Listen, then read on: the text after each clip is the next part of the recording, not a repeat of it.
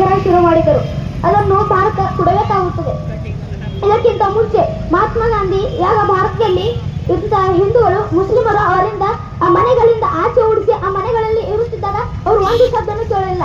ಆಗ ಆ ಮುಸ್ಲಿಮರು ಪಾಕಿಸ್ತಾನಕ್ಕೆ ಹೋಗಿ ಪಾಕಿಸ್ತಾನದಲ್ಲಿರುವ ಹಿಂದೂಗಳು ಭಾರತಕ್ಕೆ ಬಂದು ಆ ಖಾಲಿ ಮನೆಗಳಲ್ಲಿ ಉಳಿದಾಗ ನೀವು ಹೀಗೆ ಇರಬಾರದು ಎಂದು ಅವರಿಗೆ ಮನೆಯಿಂದ ಆಚೆ ಓಡಿಸಿದರು. ಇದು ಏಕೆ ಆಯಿತು? ಮತ್ತೆ ನಮ್ಮ ಭಾರತ ಇದು ಅತ್ಯಂತ ತುಗುಡಿಯಾರಕ್ಕೆ ಕಾರಣ ಮಹಾತ್ಮ ಗಾಂಧಿ ಮತ್ತೆ ಮೊಹಮ್ಮದ್ ಅಲಿ ಜಿನ್ನಾ.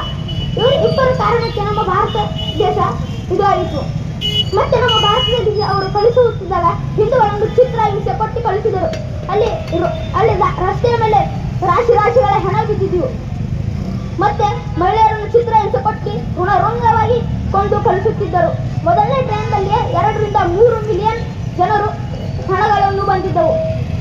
ಇಡೀ ನಮ್ಮ ಭಾರತದಲ್ಲಿ ಸ್ವಾತಂತ್ರ್ಯದಲ್ಲಿ ಅಷ್ಟು ಜನ ಸತ್ತಿಲ್ಲ. ಯಾಗ ಭಾರತ ಮತ್ತು ಪಾಕಿಸ್ತಾನ ವಿಭಜನೆ ಆಗ ಸತ್ತಿದ್ದರು. ಮತ್ತೆ ನಾವು ನಮ್ಮ ಭಾರತದಲ್ಲಿರುವ ಹಿಂದೂಗಳು ಒಗ್ಗಟ್ಟಿನಿಂದಿಲ್ಲ. ಅದಕ್ಕೆ ನಮ್ಮ ಭಾರತದಲ್ಲಿರುವ ಕಾಶ್ಮೀರ, ಪಶ್ಚಿಮ ಬಂಗಾಳ, ಕೇರಳ ಒಂದು ಸ್ವಂತ ರಾಷ್ಟ್ರ ಆಗಬಹುದು. ಕೇರಳದಲ್ಲಿ ಹಿಂದೂಗಳು ಒಗ್ಗಟ್ಟಿನಿಂದ, ಅದಕ್ಕೆ ಅಲ್ಲಿ ಕ್ರಿಶ್ಚಿಯನ್ ಹೆಚ್ಚಿದ್ದಾರೆ.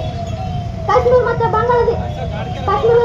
ಪಶ್ಚಿಮ ಬಂಗಾಳದಲ್ಲಿ ಅಲ್ಲಿ ಮುಸ್ಲಿಮರು ಹೆಚ್ಚಿದ್ದಾರೆ. ಅಲ್ಲೂ ಹಿಂದೂಗಳು ಒಗ್ಗಟ್ಟಿನಿಂದಿಲ್ಲ. ಅದು ಒಂದು ಬಾಂಗ್ಲಾದೇಶಿ ಮತ್ತೆ ಪಾಕಿಸ್ತಾನದಲ್ಲಿ ಹೋಗಬಹುದು. ನಾವು ಹಿಂದೂಗಳು ಒಗ್ಗಟ್ಟಿನಿಂದ ಇರಬೇಕು. ನೀವು ಇವತ್ತು ಹೆಮ್ಮೆಯಿಂದ ಜೈ ಶ್ರೀರಾಮ್ ಜೈ ಮಹಾಕಾಲ್ ಎಂದು ಅನ್ನುತ್ತೀರಾ. ಆದರೆ ನೀವು ಇವತ್ತು ಒಗ್ಗಟ್ಟಿನಿಂದ ಇಲ್ಲ ಅಂದ್ರೆ ಒಂದು ದಿನ ಹಿಂಗೆ ಬರುತ್ತದೆ, ನೀವು ಜೈ ಶ್ರೀರಾಮ್ ಜೈ ಮಹಾಕಾಲ್ ಅನ್ನುತ್ತಿಲ್ಲ, ಮಾಷಾ ಅಲ್ಲ ಸುವರ್ಣ ಎಲ್ಲ ಅನ್ನುತ್ತೀರಾ. ಅದಕ್ಕೆ ಒಗ್ಗಟ್ಟಿನಿಂದ ಇರಿ. ಮತ್ತೆ ನೀವು ನಮ್ಮ ಭಾರತದಲ್ಲಿ ಹಿಂದೂಗಳನ್ನು ಕೇಳಬಹುದು, ನೀವು ಯಾವ ಜಾತಿ ಅಂದರೆ ಅವರು ತನ್ನ ಒಂದೊಂದು ಜಾತಿ ಹೇಳ್ತಾರೆ. ಲಿಂಗಾಯತ, ಮರಾಠ, ಕುರುಬರು ಎಂದು ಹೇಳ್ತಾರೆ. ಆದರೆ ನೀವು ಮುಸ್ಲಿಮರನ್ನು ಕೇಳಿ ನಾನು ಒಬ್ಬ ಮುಸ್ಲಿಂ ಎಂದು ಹೇಳ್ತಾರೆ. ಕ್ರಿಶ್ಚಿಯನ್ ಕೇಳಿ ನಾನು ಒಬ್ಬ ಕ್ರಿಶ್ಚಿಯನ್ ಎಂದು ಹೇಳ್ತಾರೆ. ಇದೇ ನಮ್ಮ ಭಾರತದಲ್ಲಿರುವ ಹಿಂದೂಗಳ ಪರಿಸ್ಥಿತಿ.